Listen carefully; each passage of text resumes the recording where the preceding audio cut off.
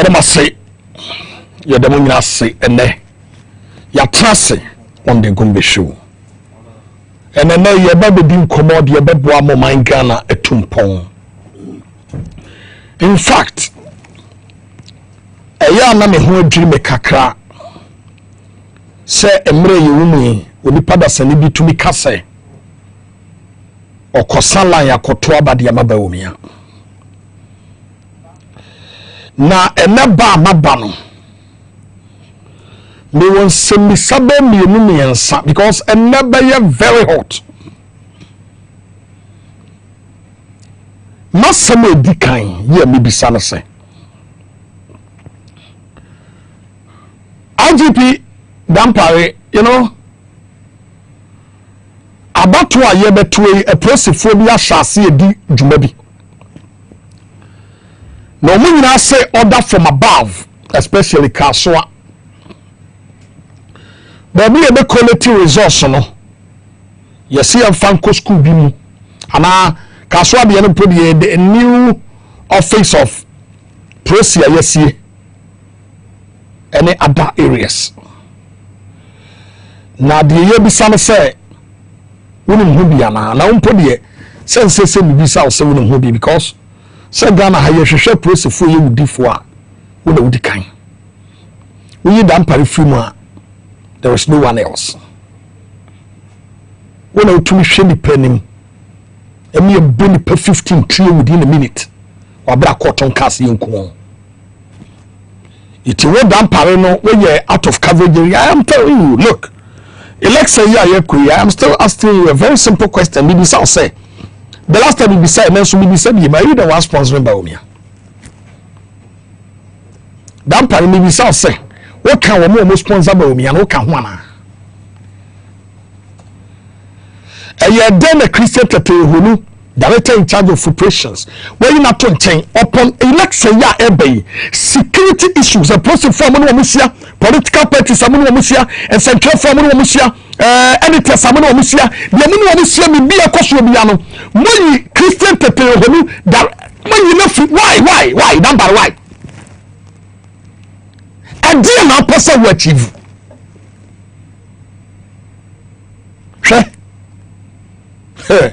Press your my fast row. You see a betty. So you sent here a homa, a go a betty one.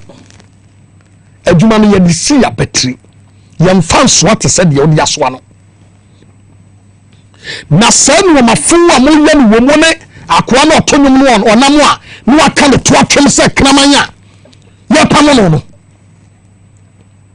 Ade am yam no prosi adwuma no no ebeba mu kuro bom daate. Na wo de me kwaba na yemi oni yatrase na ne yedi nkomo. Enne eyeme ene wu because abato na ye kwakoto no. Eye bambo adwuma and a couple by massa. Medical catcher so be the agro be kuna in this election. Obe Danny Kuneni complete. Yakwaba near being come or me by see.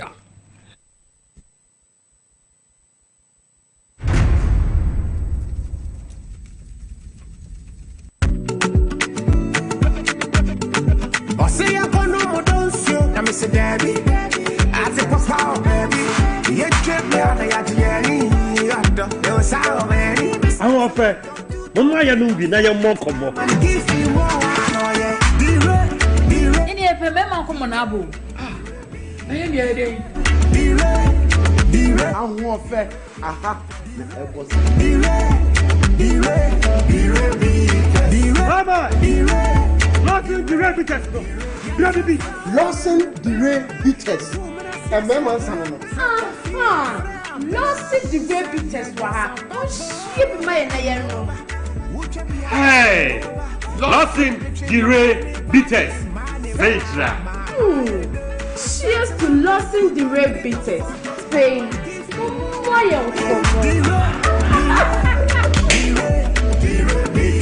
Numini Yansem, one top money power when you feeling your tree, and says I pink for me. FB, I give you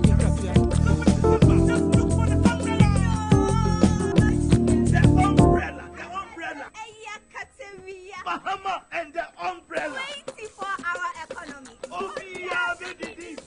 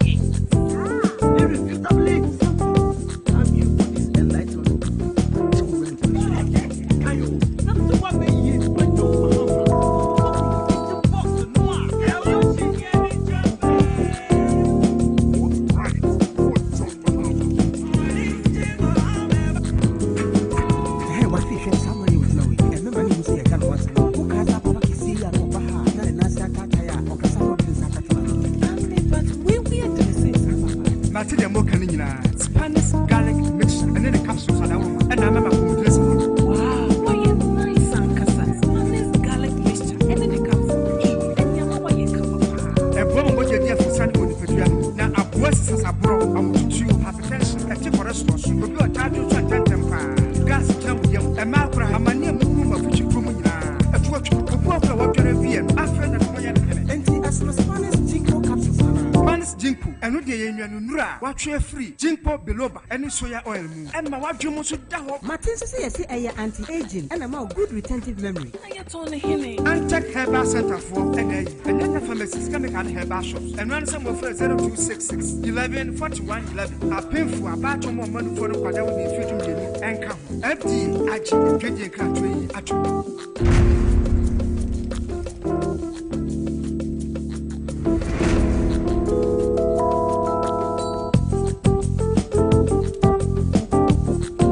And in any time, it may call hot. Share about 2 years, you quack one. Can you be a wine against so better about wine against so better?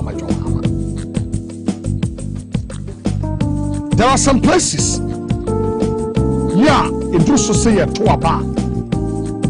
Me pada send me to me kosheho. You are quite prepared. Asante regional time and time and anakwasi. Me no we dikend me nkom we dida. Na mesre NBC fo a mo wo area yi a me ba be boso. Se mo ma moni mre e wo area si a me be kan. E small area bi a me kan ho asem kro fope. Na mo moni nko ho. Kura ye friend Butrampa. Krono a ye friend Butrampa. Ye friend baako atiase. Ewo Butrampa area ho. Ena anensu. Ena adobewra. Mesre se Butrampa ani anensu. Moma moni nko ho. Butrampa Ifra nensua ida nensuo Butrampa banana nsu mu baako Ifra krobia ni ho a ekọ biem na enyamu a ekoso ewo ho no monya krado na NDC forma anya Butrampa krom anya nensu kroma Nemum eye ni padasa ni bi ni yebo mo pa ekoko wiem wo ho. Hwe minia. Afia bato no aye ba beto. Ba me mfa kokogbo ima. Be dunyame se. Se ukunu pie. na wantu ne fu ewa bato emu ubedi kuna so kunu pia wa bato emu na wantu ne fu a ube kuna ni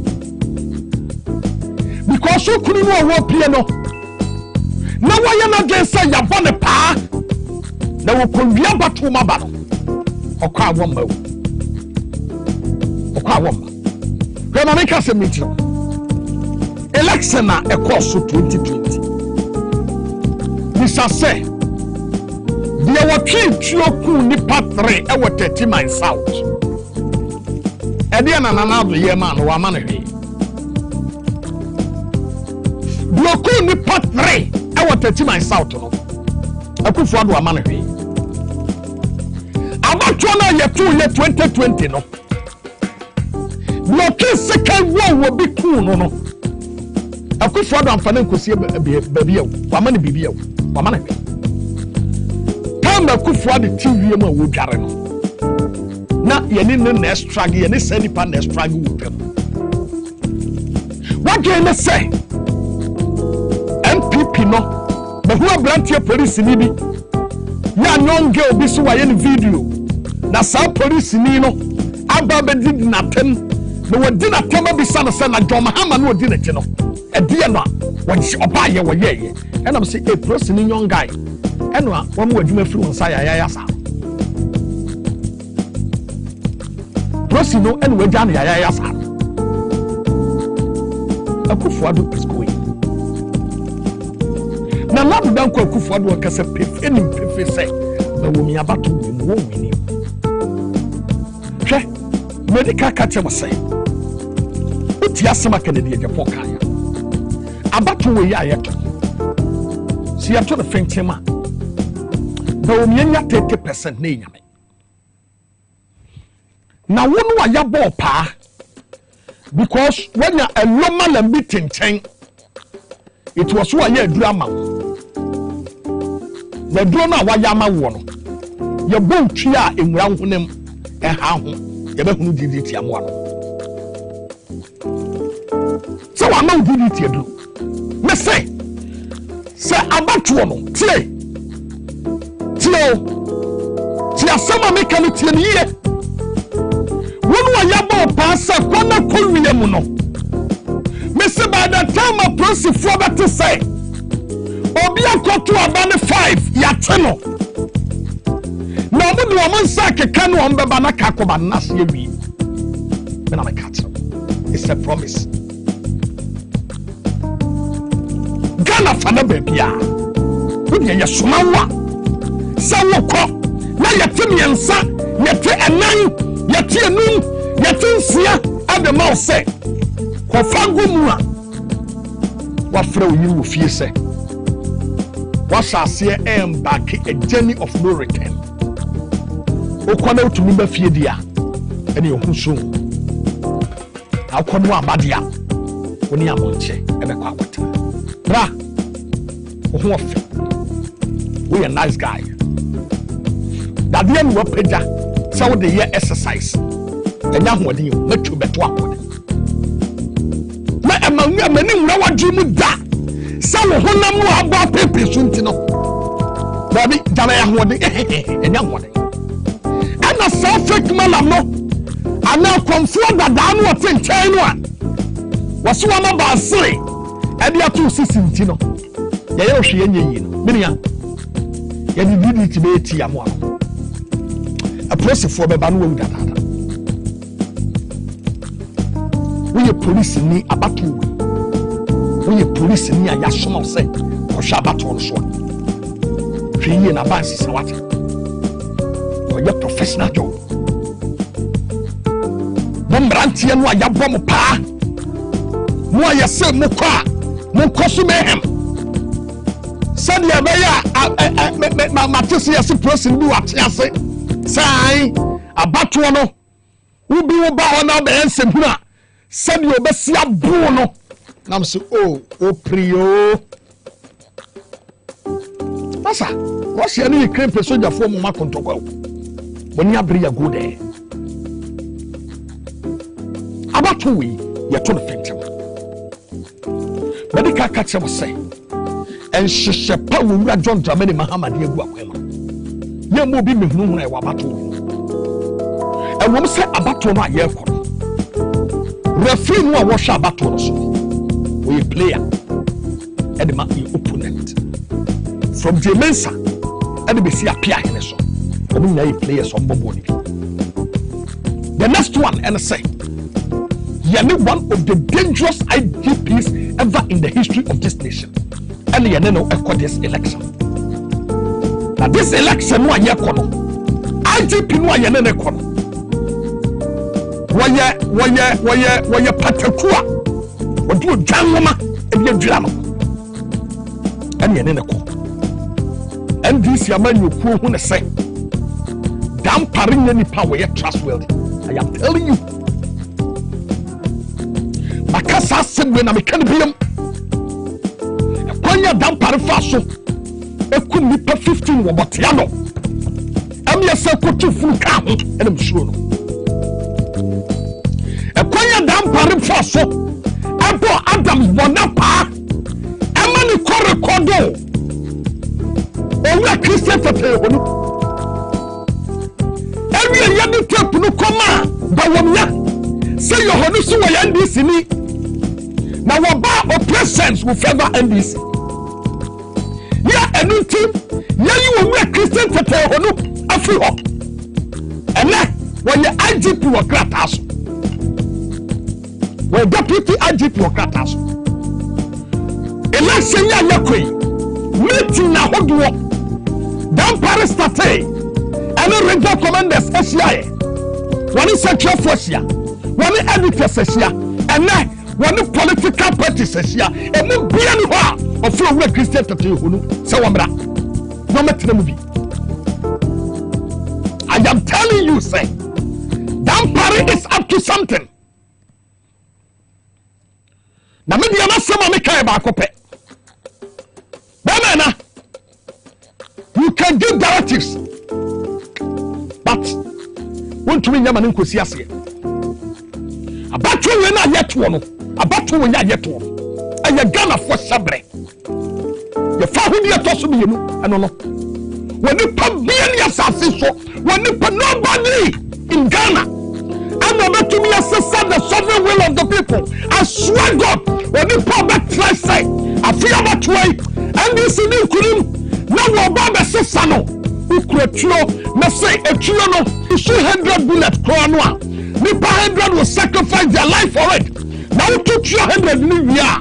Biaka no by the time obebu now the chiabuba for from the same no ni agrepo da woni nipa 100 na beko etisi ya somawa na mu chiabuba yesen Ghana na mu chiabuba kromo bi echiabuba mu bi mu chiabuba yesen ayi mama bullet ya asisama mu dan parent process ka yakasam and what to talk cast mama for and what the people man for part to go to court said ya the only massa don't joke but the catch us say owura dan pare me I am a sacrificial lamb and about me no me ya guy tell we promise me now we guy atade no na we guy me no me you tisi montia be me na me ya guy tell opa me enko se one prison akọ me fans me yes convict but we am pie unko prison bi ada aminu we prison se si a me dahati afa na obedwe me wura ha na mata me nka bi because me fear no it may you know na Ghana habit be say me akade ba ko pe na me nso bi hwe and owu so de obi en ho koba and then me hear video bi from Kenya one police officer ye bonituo e won ha ama na dwunu no ya nifa afi ho ama na kaniti konko no ya dwunu nifa so style wonam onyame ku wote asefo ye kwa itina meda so tiase mawua me abubu adaka ye kosie me twedi ampado menyane eti eneda bia me kata me yire me kata mo se eda me ka me nsa gu me bono sa da no twedi ampana afre me nyenipa because mawua abubu ya bo adaka me yede matuma ye kosie me menyane asa babie tini nyenipa ye nipa fa ye saman fa usia me no usia me yi amu sia na so no sia ya won tena se ma me ntra bia me no sa da ne ye beko atema me kan se abatuo na yetuo no emo bia mo ne timu po masa bokose mu kukuam akoye mu mitina sansa mu mitina koso no muntwemu dampare woni ba wo miya mitina mo ye nyina no eye kwa babisa bia mo se anyanyam bia wo yisika dia maba wo nia so fanya campaign ana babisa na bibisa bia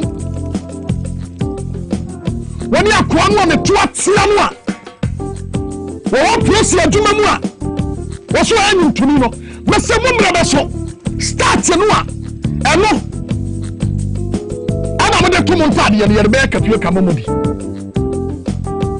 you are one don't joke with us afia batwo no ye de ni bring na ekoto aba wo presi ni bia ye be so no bia sako bia no ni say with the home Ghana for atade na show ni Ghana for atade ana no metese yase kofi buate metese wontumi da pafo du so krobo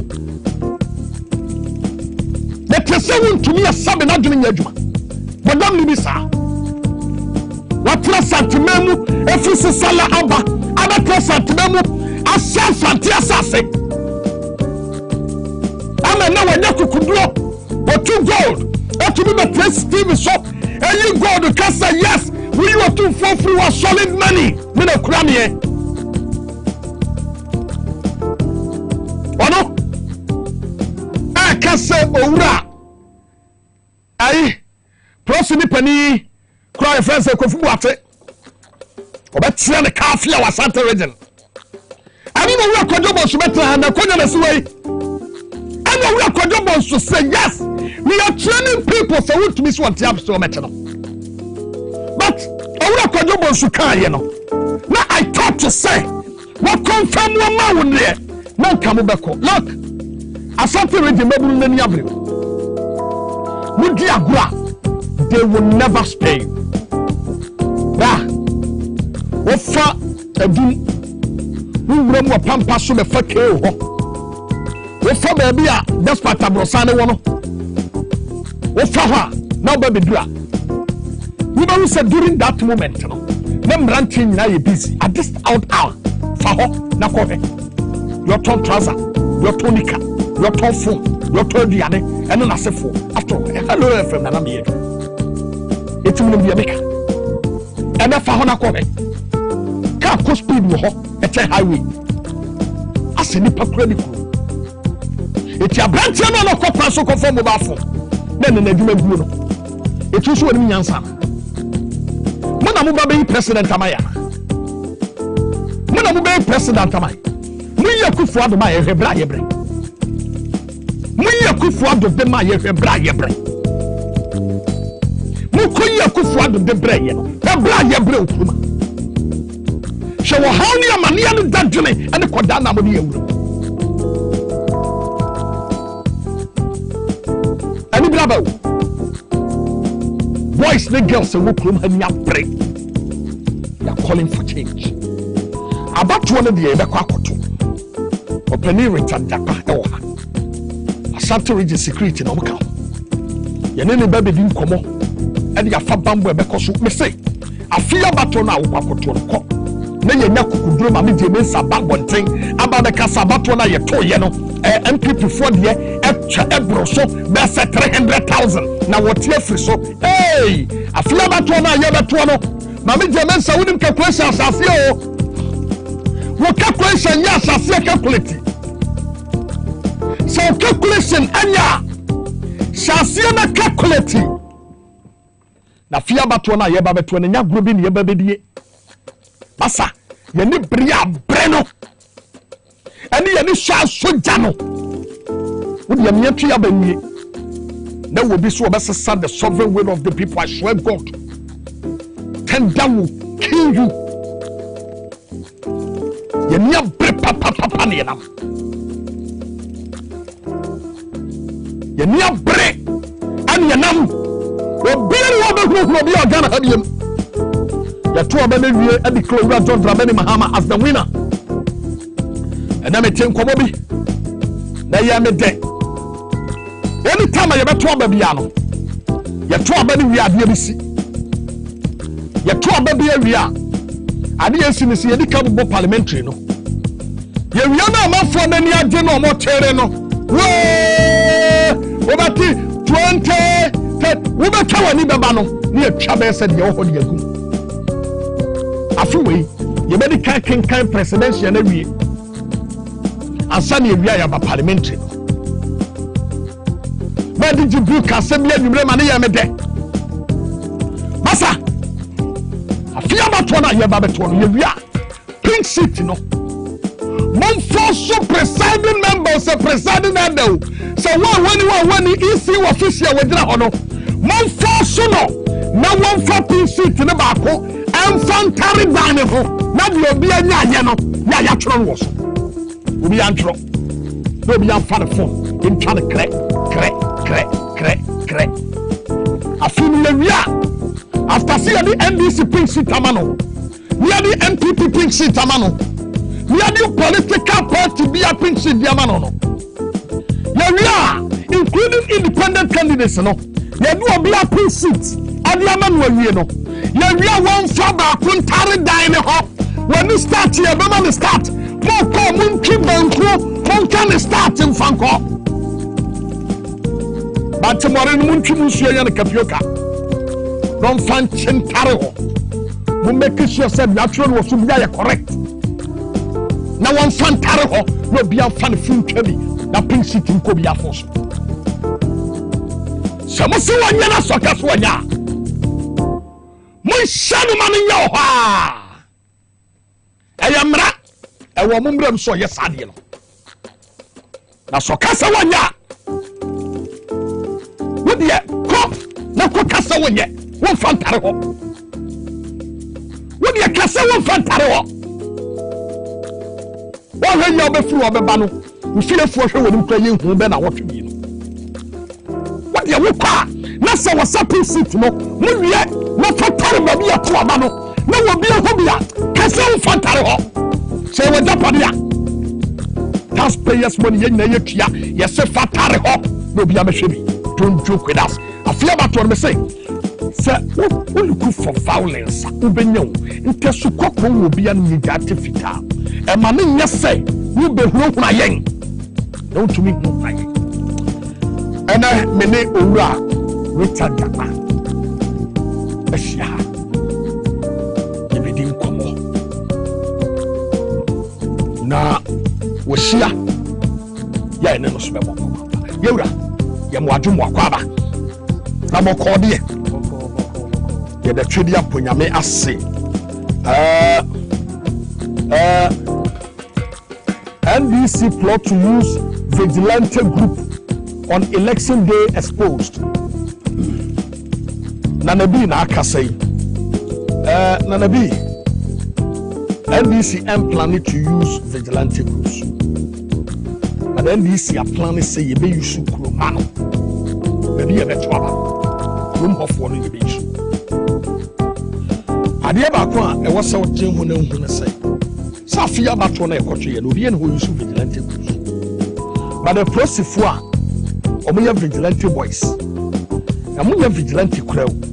A process for we are criminals and we are soldier for we are criminals. And yet, dick soldier and yes, a woman will chew on what. Rasoje any brand proceed. Afia batona ye betono. Se musuo bon.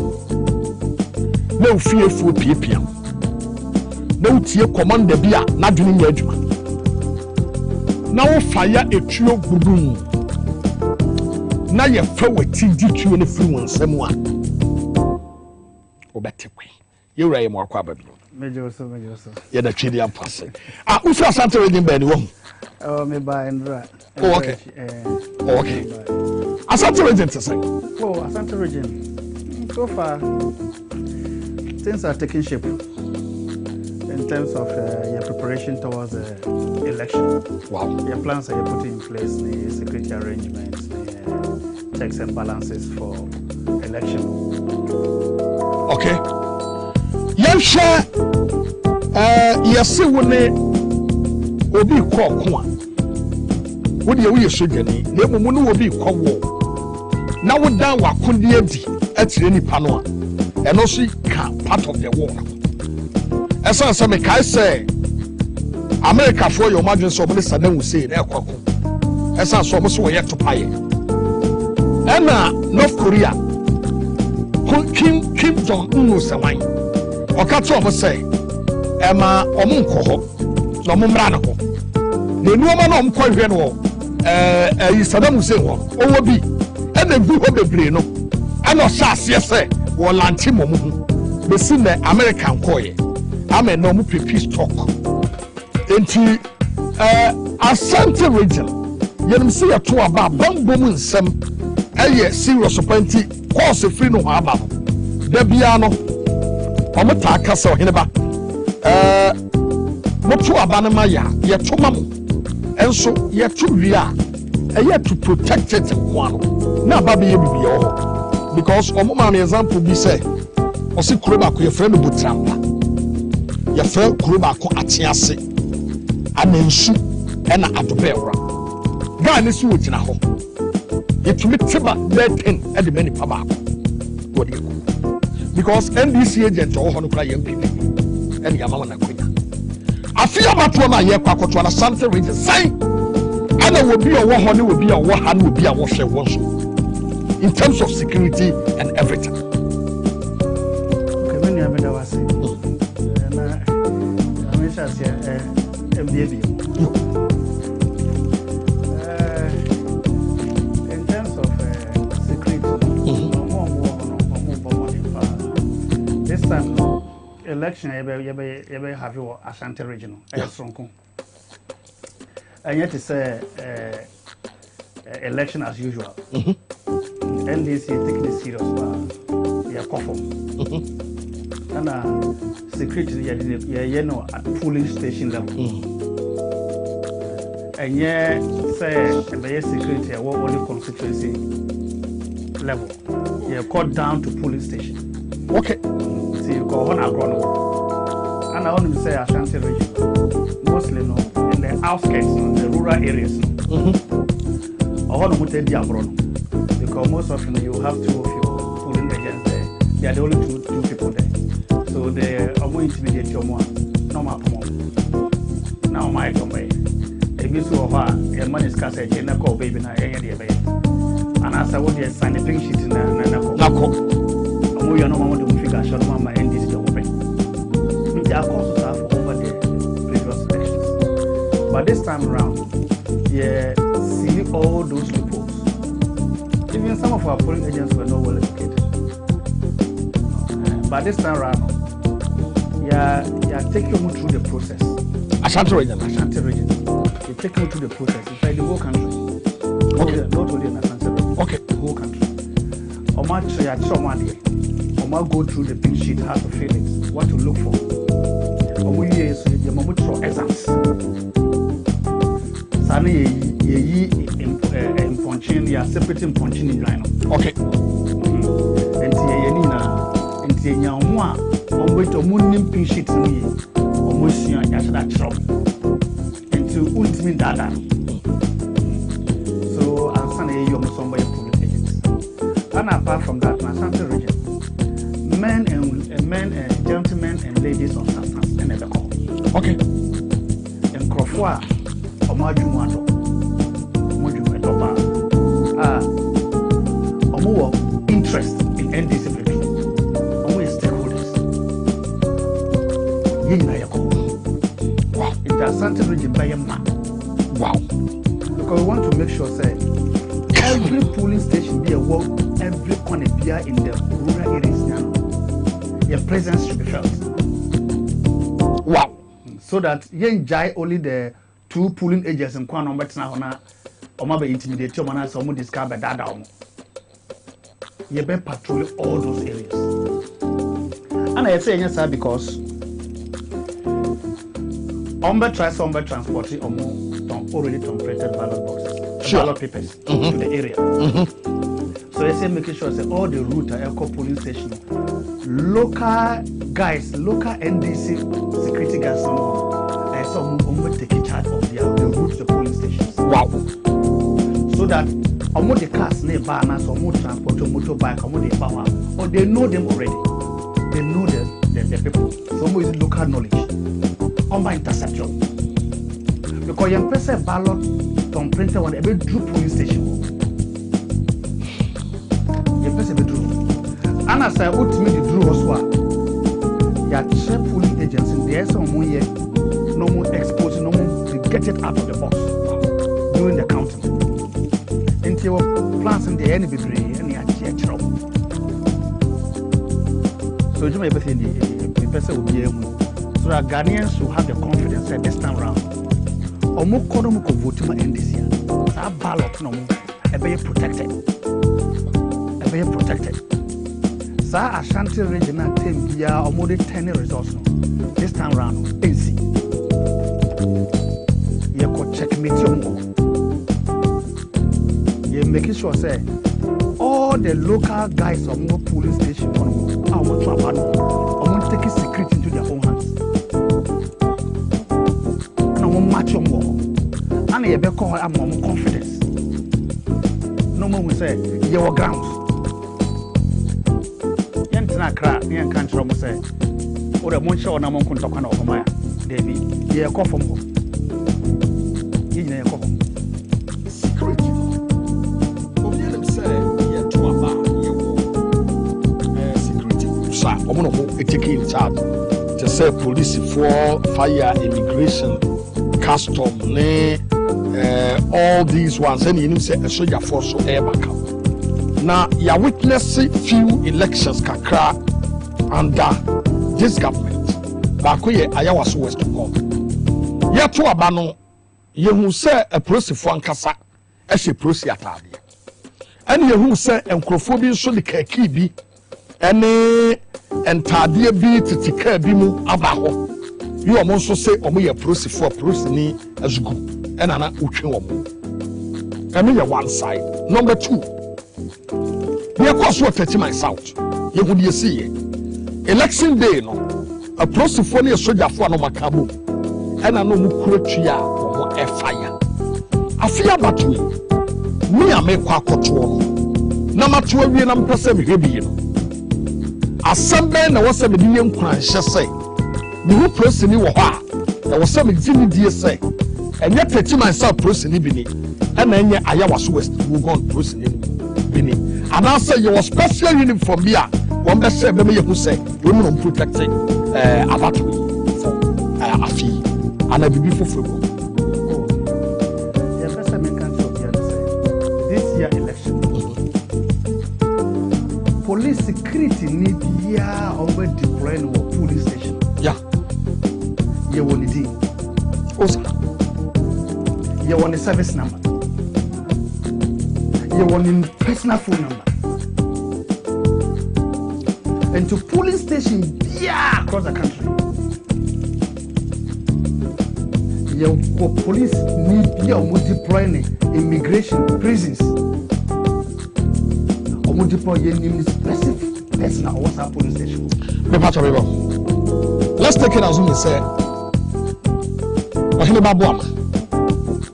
Yese meko Ablekumanov. Na Ablekumanov no. Christ Mission School. Ena me Bruce ni. E wose me kokone. Afia mama nko. Yede boy bia ba be replace me. Iti menu am ye Bruce ni papa no a me ye adwuma no. Ya mama nko. Metifie. Kata so de me wo ho. Ba metifie ene ye du bia be replace me. Ebe ye den na wo ko say nipa sunesi and why? Very simple. Omo ye deploy mo. Yeah. They said them catch no. Yeah. Omo show mo uniform. Ni din omo tro ni din be born uniform ha say. The service number ho no. And then the rank. What am I saying? And you were electoral areas. Maybe one electoral area will be say 5 or 6 polling stations. Okay. Under an electoral area. Example, so electoral area now, you were senior security personnel in charge. In charge of more polling station diploma. What am I saying? So, one senior police officer or you're in charge of that particular electoral area. And some our police for mixed with immigration and prisons are two or more polling stations on Makasa. Our more answer to that particular the one in charge for that electoral area. And almost you will be a D and it will be a number.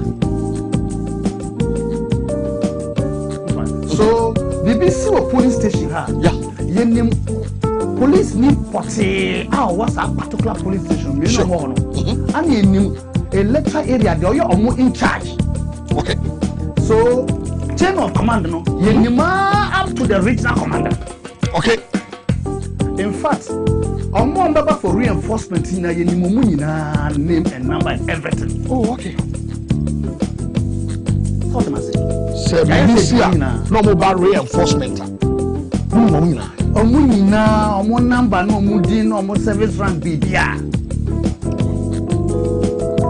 Aye you mapa. Enti no the fake ni be kan ho a. E bia no pese obedi Christmas. On pese obedi Christmas. Because how fake ni for e be na pie. E be na pie. Entia eni bi o ha min kan wa ha eno ye strategy a ye be implement eno mi tin kan wa but ye me pese me man ko fo NDC voters and democracy loving Ghanaians enyi gidi say this time election e so the see wo techima no ensi afi ensi. Because on show me fake uniform. And no. On be share party, on be share to kind of constance mo do no. Omo a ya show me fake uniform no a because afi abatwe me kai asen north na ye the bimo group ayi prosi pick up mu na wo mo ko na bi mo ha wo mo hyehyɛ brown kaki bi ne Safety Militia and Yakofa Bakrabin. No Mugum, no more cop. I feel no Omesia battle or pass was a more yard more. Because, sir, Obusimwa, Saquatamamo. Yeah. And see, you go for the home. You be home. You have confront because you name police for the immigration name prison for or more that particular electoral area. Or more that particular police station. You want more phone numbers. You want more service numbers. You want more rank. South Massey. I mean, the uniform motion. Yeah, we know I woke up. Ashanti region, Kwana Sadi, Koswala, baby. Baby, 16 regions. 16 regions. They said this time around. Yet the agronom. Na se samum na tie dia na adentina my madrese mu use vigilante because na nabi na waka no daybreak newspaper who said NBC plot to use vigilante group on election day exposed adentra na so no na nabi no na no run area ono ka so bi ono pa wai so no yo bi ese ha onim di okafra je say opese omontenka don't so okay. No one look relevant because onim agro ye do for. And don't the man just disregarding, just treat his comment with contempt. Me how cry. Oh no, can't vigilante. Yeah. You see, MPP or modus operandi, I say. abura mo pese mo di no ma beka e dey ahye NDC e no chere say e ade omo ba be ye omo no ba be isu vigilante enti no no aba bonten abeka say o NDC be isu vigilante so to myself e ade omo e ba be ye abura mo di ano because the minimum modus operandi Pasal vigilante for no. Omo say ya prepare for. Omo di Christmas. So mo try it. Afi abato no ehun moye yana because GRA intercept 40 foot container of ammunition at Port. Enra asemi ba ebetu da. Ya shotguns ne na sefo ne ammunitions ne bullet ne na sefo 2020 BC. Emma shotguns 40-footer container ma ebaye. Emma yet say yes will be the baby yet say the paris what the koye hunting what the kukum okene uprum it will be equal. This election because there was some of the areas in the yet did that ya say Emma Yadeko. Ntinipa na nya hotoso se o afia bato ni behwem. De ono kwakoto asa aba no a sa adwen ni se ne tirim. Afutuo be na wo be ma no at the same time no.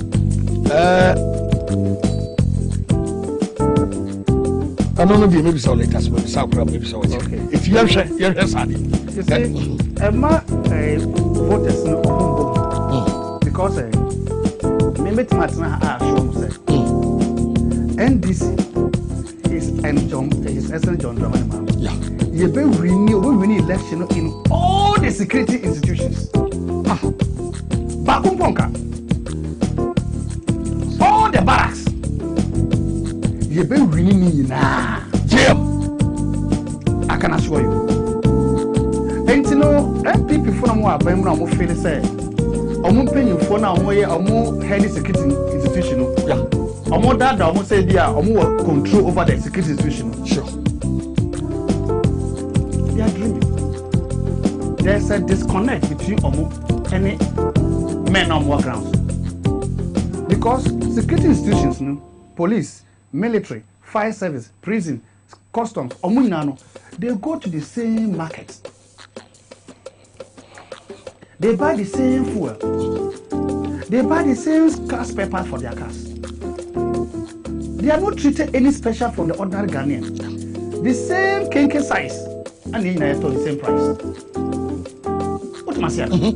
So a brainer Ghanaians you go through, they are also going through the same thing. Sure. So they are feeling the pinch.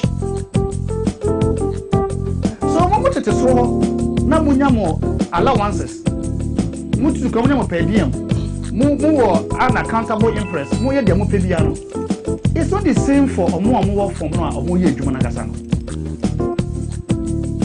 So omo unlawful order, they will not obey. And I want to encourage and entreat all those professional security personnel. If you are giving any unlawful order, don't obey. Because you are professionally trained, you know what is a lawful order and what's an unlawful order. You know what order is politically pregnant. That must not be obeyed. Don't obey it.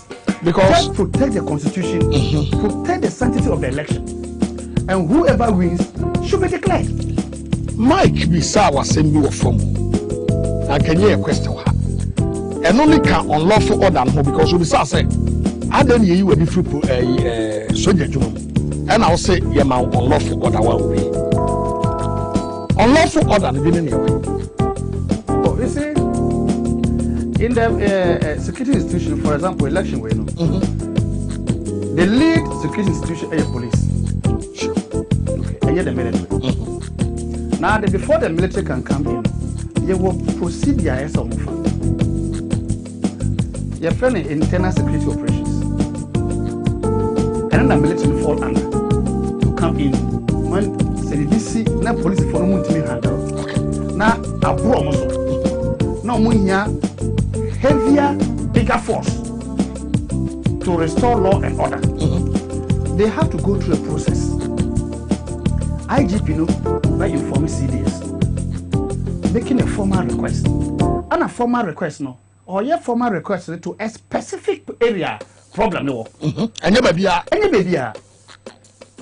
For example, say Labadia, Zenith polling station, Zenith College polling station. Yeah. Or pay a specific request to that place. And now order no be descended from the CDS down to the service commanders,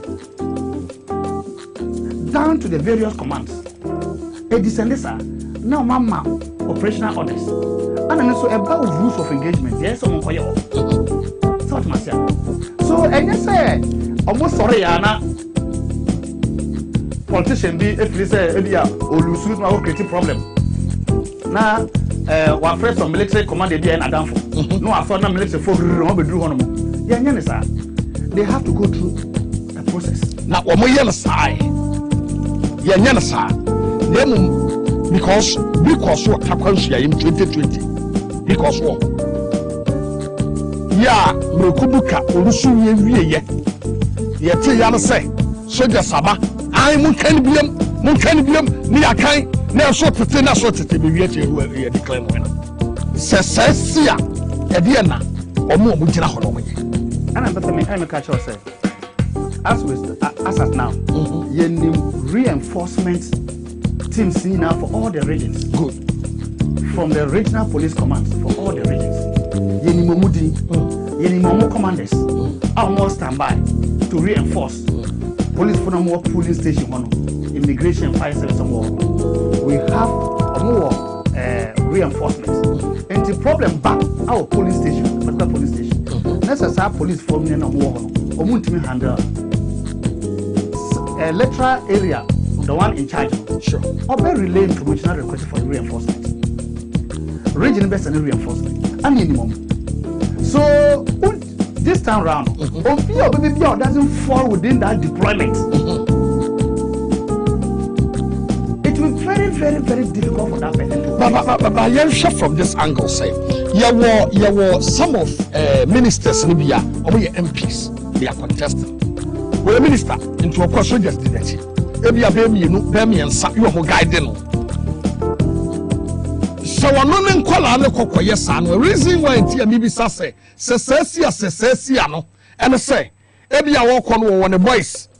Omuguni kamu, also be a soldier for you may want to say, you may know my area. Every crab by the time I'm over Tiano, let me be CSC read that. And maybe say, Krum on why you want. Let's take it said, it is a Hannah Sabas of a Sanibisia. Yeah, you have. Your foot you say, now you're sorry. The president says, so any politician, a minister, and MP. The rules now, your petition. Sure. Or you're entitled to police bodyguard. As a mopem, no, you see, a Jumano, security Jumano, a professional work. Okay. And you're the man, okay. And yet a Juma, anyhow. But the commander-in-chief of the Ghana Armed Forces when him Rasso. Oh no, you see, only a civilian. Akufo-Addo, president, or a civilian. And now more share uniform you train no more professionals. That's a myself. Myself professionals in a create you be na tutu or no. No, and no, therefore now no, ye investigation and who say a professionals in the 2 years and now fake ones no dey uniform show mo. Some vigilante na na be eka ho asem no. Our person fan to NDC no. Ebia na your mubia. Okay. But ye win election we are who she win. Sir, teach my son. Yeah. Ebe samba. Ye be investigating. Okay. Ye be ko akofo mu or more orders no. Those involved. See. What must say? Into we are professionally trained security personnel. And omo yeah. There's supposed to be a chain of command. I so munde so. What must say? So when this so man gata call you more illegal thing, it will come out. So when you fake so it will come out. Sa asem no e yentimi pian share and passing. You be investigating. Yo. But the Advertisement show say, "Say, police station." I say, "Who say police for no more. Yen NDC mpanyinfo no, especially the security area. Yenim particular conform war. Okay. And yenim they are in charge for the electoral area. And yenim region mpanyinfo no nyina, and yenim reinforcements na mo ba no mo di nyina yenim nyina. Enti no wo no hu say another force biaba. Commotion and bar exchange the strength of the police. Okay. We go through the IS procedure. I requested for military to come and restore law and order. Of which Omo ya yeni. They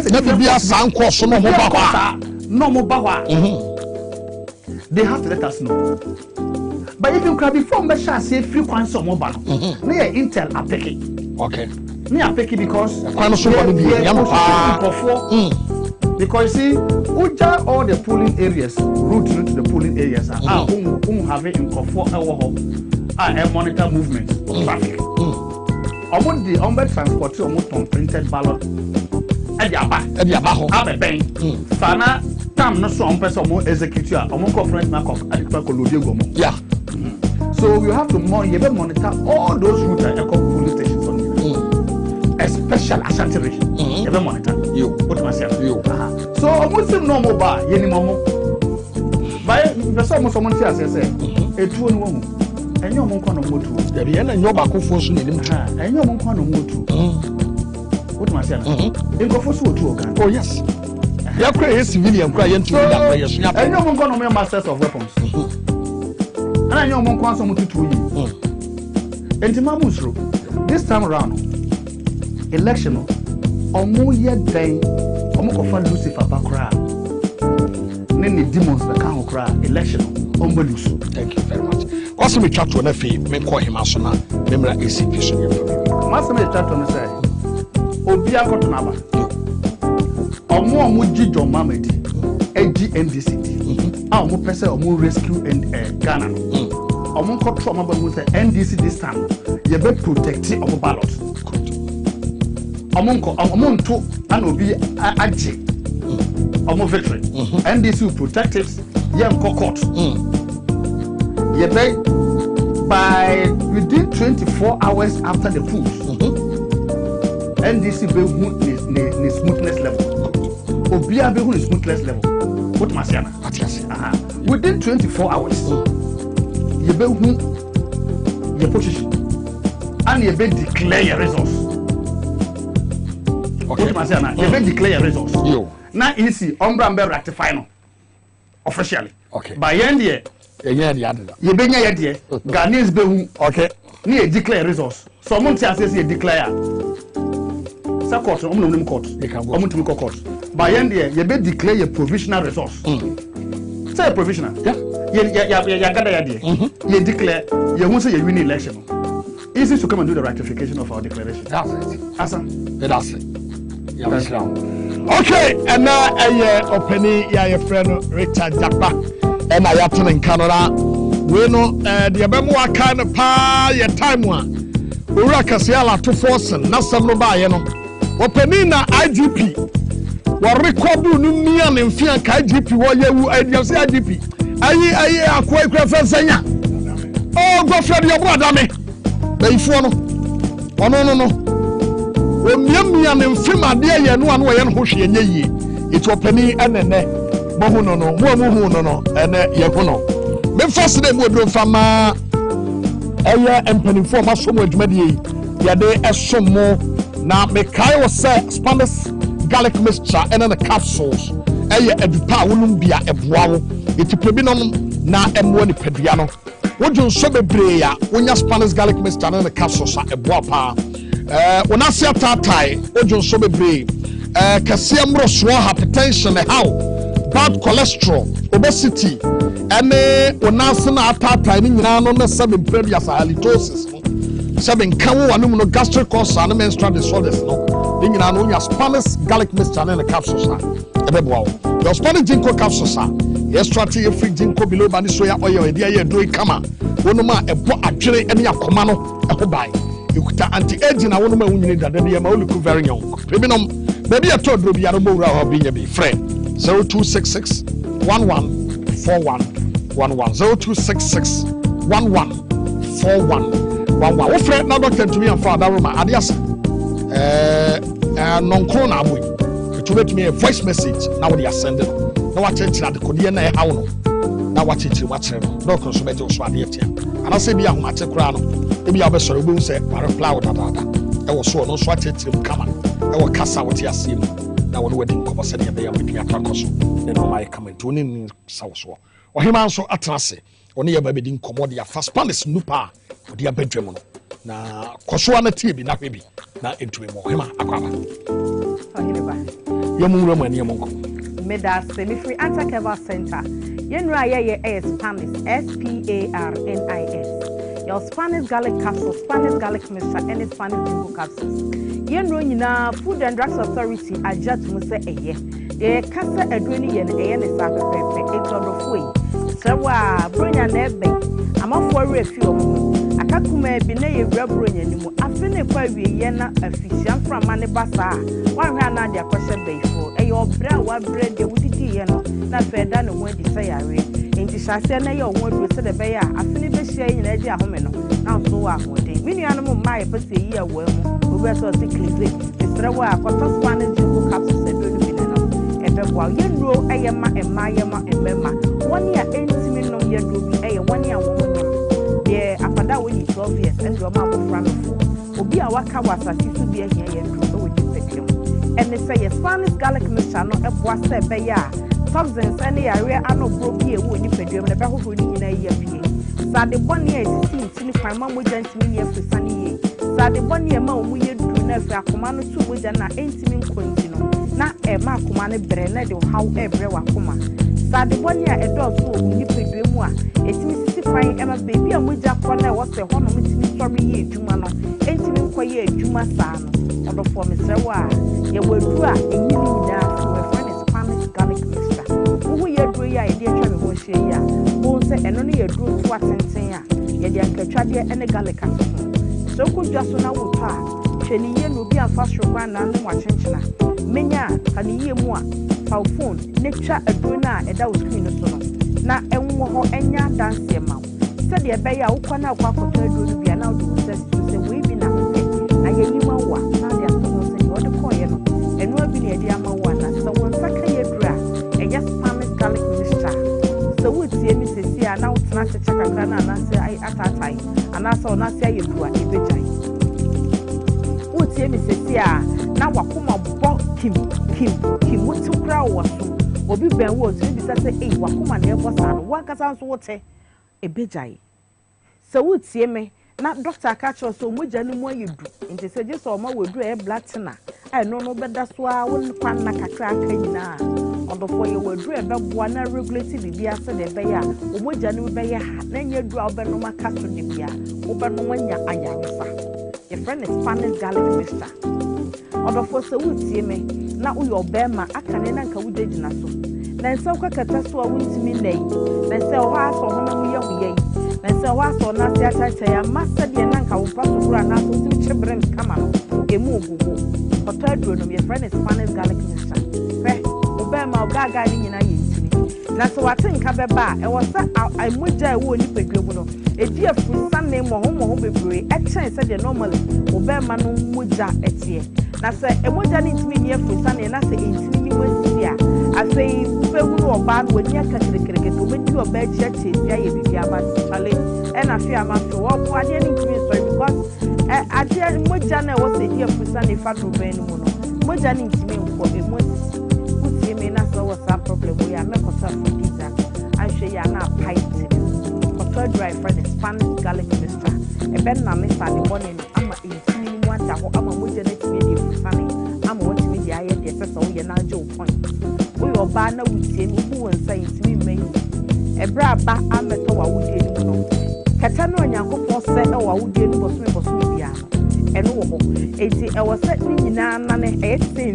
free e sone e free wa wudie ni na fe ba abonchen so e kasa wa ye bra e moja no kwan no so be fa mu ni nyina enti bo se boso me beso a bebu won sa ne no ntimi mai ba de be dikan aba ni nyina tu because bibi esi no kwan e mani ntimi ma menu aba entrance ma mojesu anase mojesu enka wo wudie mu de bia no medru antini no beda ho se de be breast se wo se ubu wensa de enane anase so ni nyina be pia bote na afi epoto foforo so a na kete foforo ba o yire ene wo sa problem na bra ko to bi wo no na o mani bi se de be ya mu nyina be nya mo de abo ma di ka cho dada se e ma no mema no obi ono Spanish garlic mixture do bi ya wa ho de o sita unda story ati nsa po de wo adanse ya mo de ba phone so ya we ne na minti bi ne mom mo amode ne ya adanse ne ya doctor ka kire me obi timi frɛ ana send audio oso doc me da mo se pa se na me yare na adweye ne sei wonyini se ya yare de bia ne ba bia ne ya enye ne kotodwa ne sisi nye ne sisi ne mu no otwe ne mu na nkwade gyinagyina ne so tietia na chi onu Spanish garlic mixture no podo de capsules ne ka ho and the Spanish capsules no ka ho osi ase me da sorry am nti brese say you we afi ne ho kra say baby no was that problem no me nka na me ni bre kra koye onu maduro no ya resana bakra na ni ama na mo odofo aduro ho nyakopo nyansa na ni ndi mo yi fi no ti mo yi wia ne papan e de fi no ti ni sanye nia no no ye yare ayenko ne enkwadi ayare sa ye so ehunu dua ayenfa nsu musu ne ntimi ni yi enuti ana wasa do ko edura ifi papan eni no said ye be benya wa yare se bi Spanish Spanish garlic capsules Spanish garlic mixture aduni ye pa ebia na wutemu o halitosis so na say wa kasa uyu katra ma da shara no fa uyu katra ma na de fa we say bed manu ma chine we nua be pampa ye wom no kasa go bi so na ka wono tun kakra bi na kasa go bi so afa na what na we yo me kasa pra o be bed na de o say chen afi ye wa dru e friend Spanish garlic capsules na the Spanish garlic mixture na ka obanum sa mi na sa o hawa wom aye se enka efu ba enye wanum keke ke baka so twu sen ofu be bi efre wonum sanroi unto sanroi anu afre doctor no aka tell say problem bi enunti na me pedu no obechew o obi so ka ho anase udware ana ho keka wo a oto ya duro no bienu ne frɛ doctor obechew say de obeye be you ha no fru odofo ye number ba ko na the screen so na 0266 114111 0266 11 41 11 na ene nyame adom yenya ba ko aka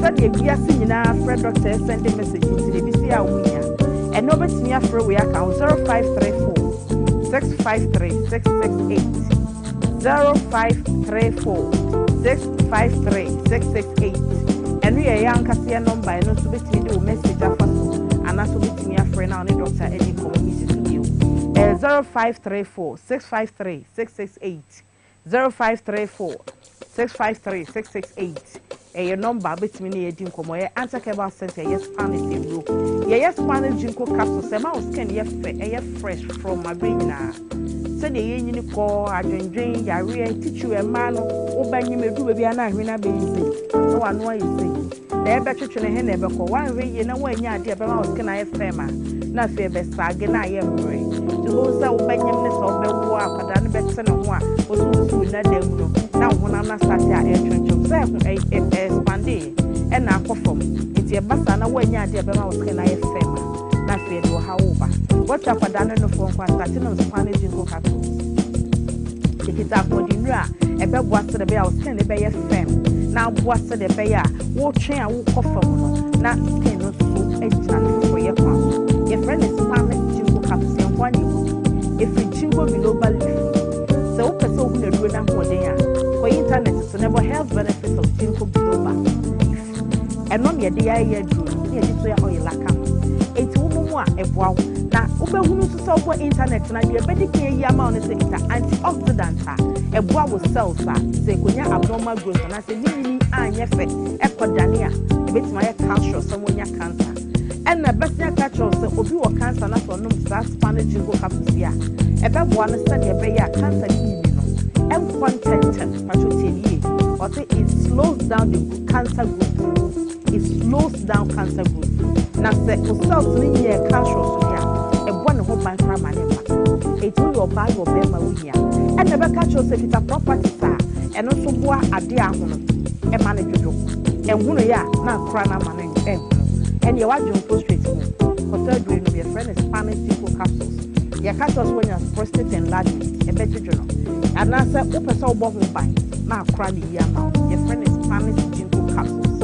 Or buy a look, now the friend is skinner. A dear papa barcos where you have 1 year naturally. And I refrain. If we 50 years, they can refrain as setting in. One year, washing you get your years to work to now wait my refuel. On the floor of Spanish jingle capsules. Properties na woman no e boa retentive memory e ma wa dwen ye sharp enti no o re via de na no obi di nkomo na obi ka asam so chewo a o timi kai wa manimuaye a esene fata enye ye mi hu ya nka me ka asam we che obi mi koko dudum obi a wo kwa gbo mpese akwa ko dudu ba tontonto mira tomomani ato bi anto ba yiro anto bo de wanto menkai ene wodi abehio nso so ba be bo mpese ni re fini other for Cotadro, no, ye. A better word, your friend is Spanish Jinko capsules. A better was skin, I say, your friend is Spanish Jinko capsules. A better check your dear home, your friend is Spanish Jinko capsules. A better cock a test what, betting your done for. Your friend is Spanish Jinko capsules. A wide general will be a one anxiety, as or young to trust the BB, or the phone any and will be a UBB. I generally speak to Miss Daniela. Cotadro, your friend is Spanish Jinko capsules. And the wow skin. That's why I journey. That's why prostate do your buy your tooth maybe a home. We asthmatic. And I will choose no one a hard dream of which we now about what is so the way I would remember. Or be saying I drove back when I get you. Yakoponia standing in who do you need to do one? Your vitamin and friend vitamin A. A year never will be your system. You'll be a friend of you. A year never will be your system. It is a yama word dry, a guitar vitamin A, vitamin B. Example, na me yama. Obo say for system mu a. Obi aben na juma. It's a baby free. E wo system no. No medu papa. No dey free Spanish for them. And as the Antakeba for center for them. Your number no e 0534 653 668 0534 653 668. And I sign with 0266 114111 0266 11 41 11. Any other Tankasa in Commodana audio message or WhatsApp of a Maway na Apomode, but one would tell and then more Kumasa and someone remind West, so many junction, a shop case, save you Okoa, every day, so baby or sooner won't cast them pagoda, the beer, and sorted that Ubenya be okay or swap, shop there over Benjamin. Sounds to now one kind. That's a Oko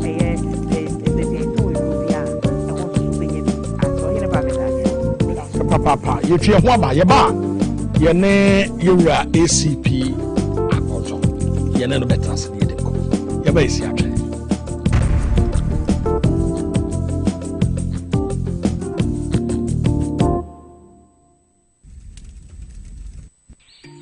Now, let me tell you about Safari Valley Eco Resort, the first of its kind in West Africa. Upon your arrival, you are introduced to your butler, who plans your itinerary. We were surrounded by wildlife from the moment we entered the eco park. So many activities, all in the same premise. To visit the gym or the stadium, they have it all. At my break, I'm able to practice my button. We also went fishing on a man-made canal. Our tour guides taught us so much about the wildlife and how to interact with them. They used only electric vehicles in this free. I'm told it's over 1,000 vehicles. My cabin here sits on 2 acres with a large terrace space overlooking my privacy. Now this is royal. They have their own farms, thousands of them. I can also have my lunch here at the waterfall. Visit Safari Valley Eco Resort in Ghana, bringing you closer to nature.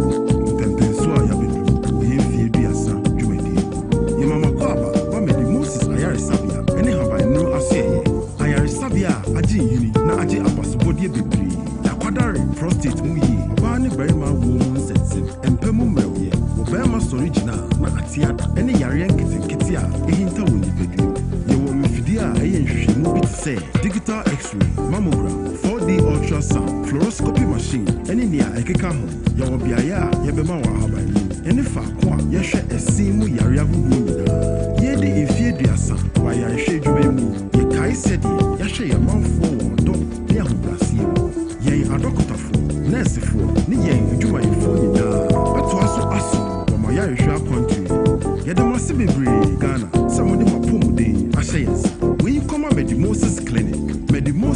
Organic and Herbal Center. Opomuden Adamfo. Ene dachi a edi yenim nyinaa.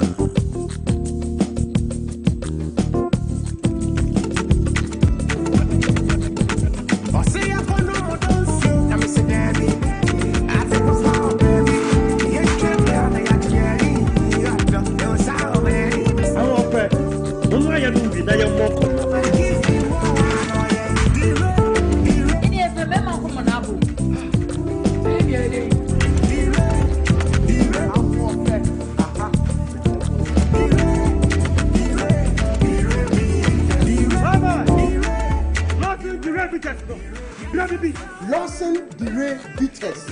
And my man Lawson Dire Bitters. Hey, Lawson Dire Bitters. Cheers to Lawson Dire Bitters. Say, why are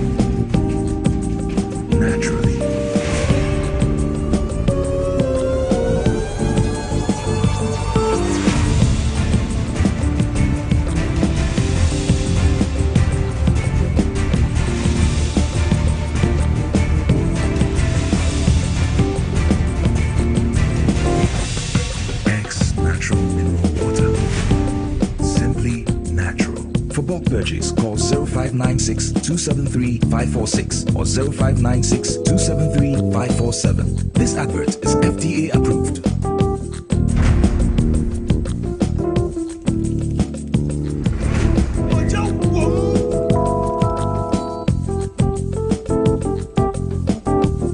Yatra say anumei ebiemu na ebrere du ya yedi enkomo ye medical adanadi atra odada ye pene a ene yene no esiana ene mpanimfo amene wo mahia nyina no obi a wa bakwasem obi a wa history opani bi eba history mu pa wa bra na na do da kofufu ado de betu bia se nkofo bi e de bento ado bankuta won pese o mu di tu na banku ya de bento ado bankuta ya de bento ado bankuta ni bankuda de epese yetu na bangu na anytime already I just want penny akufu ade omamu enye de ani tuagu ewa na ACP agbozo ne din epieye na asem no court ma edu ba bia na ewose yekuku bu omukunfo yekukum and the last time I catch him, so my penny kufu adu team was shoot to the stand side.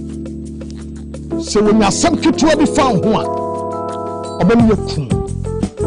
Share because that time one, Nanado be a some to me so initially, when Kaka some medina tem.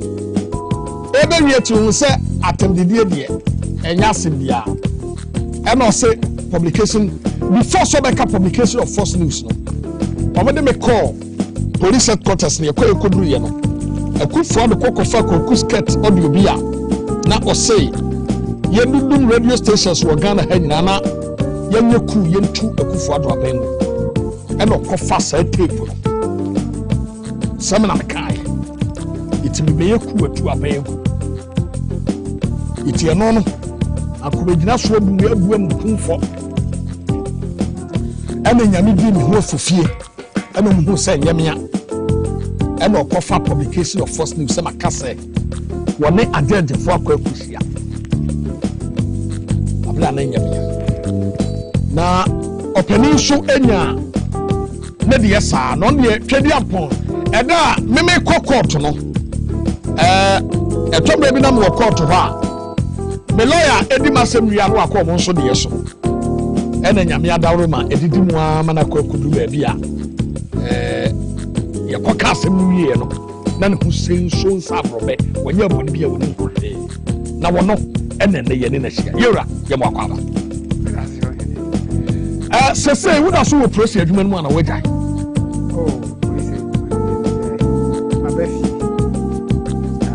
now what time so na me time so omo share that thing na on say emra asem start here na maybe 55 years okay enti omo share that go for dami share that etwe asem no mu ase de wo ka no na by 2 years into the case no see asem no kura no ye free bi no le protocol na say me nya interested wa asem no mbiem na wonya interested bi mu aja eni enkoe eno sam ye chiye eno sign the high treason at the my first na treason felony eno ye no high treason na treason high treason no so the amaye no 1 evidence ni one bia amba enti media de mimi hu ye ni say o share that say o prolong asem no said ye be ya by the time ye be wi asem na ye bi no ye kofi ni de sana me hu yes ena e no krenso or share that no yen because ever say adwuma no duru ba bia ever say age no extend more than the normal retirement age no yeah extend it.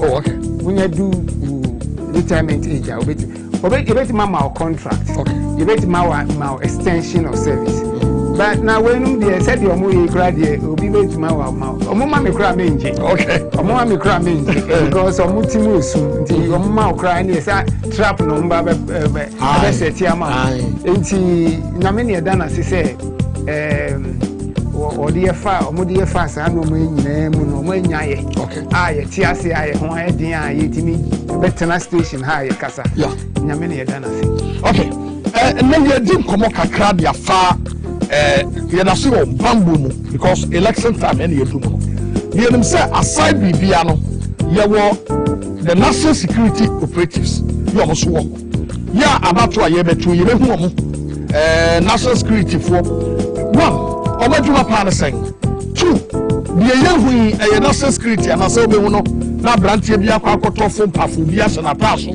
wo say gota we national security ni now woman and nam and na sefo ni no ma asisi na now your national security system tase national security and the National Security Council and the National Security Secretariat secretariat ne die mrantie ne maba wa binum ene ye adwuma ho amoboa empanyifo binum so wo ho amoboa basa adie ya aba omo sorry ana obia sorry o semi wo national security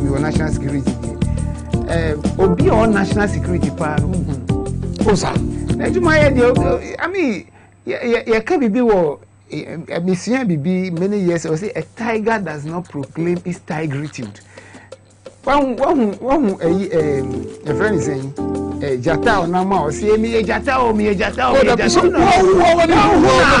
na be yes enti so bi enam ka say me free national security ni no ma nipa no na onim say oye boy bi na oye wo ho ana say vigilante boys ni bia political vigilante boys ni bia na omusu ban no but real national security people don't talk, they don't make noise, they do their work. What would you make? Omo like professionals. But I'm saying that akoye AED. I mean, but this time round, you know, especially with the election, you are likely to see most of them. We have to be very careful. We have to open our eyes as citizens. As citizens, you also have the power to challenge. For instance, Mr. Jakpai can be her.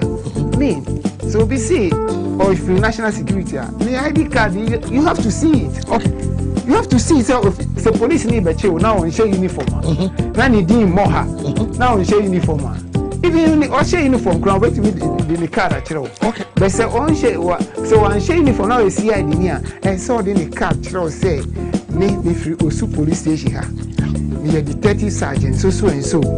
Na asem wonti na me ba ho na now we ready to write actually enti no e bia oba be che wa na say on che wa na say o invite wa de enti o invite no I catch you.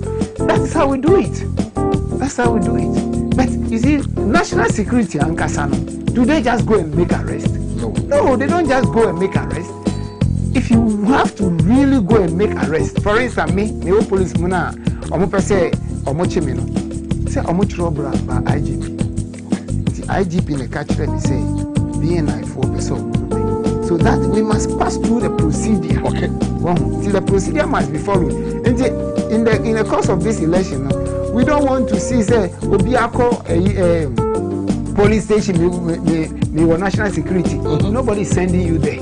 The people who are supposed to be at the polling station are known.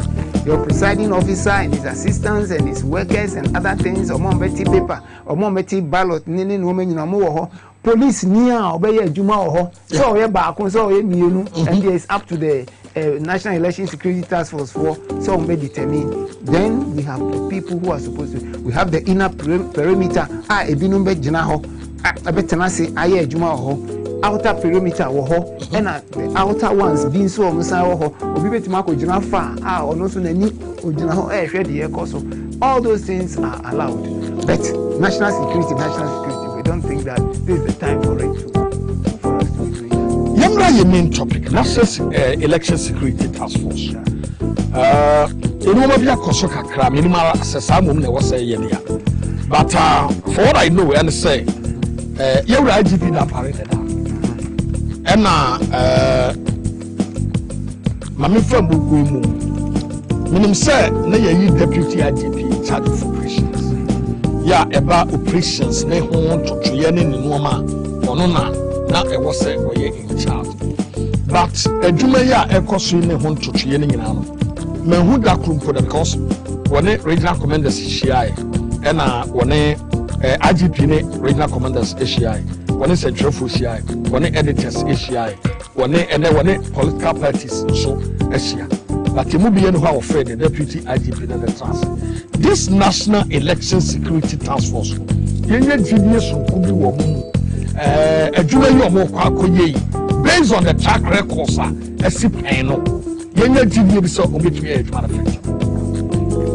first of all, who can be or deputy IGP? Sure. The fact say he wasn't present in Noma. It's not normally a hard dream, but the leadership of the IGP, the leadership qualities now IGP no one.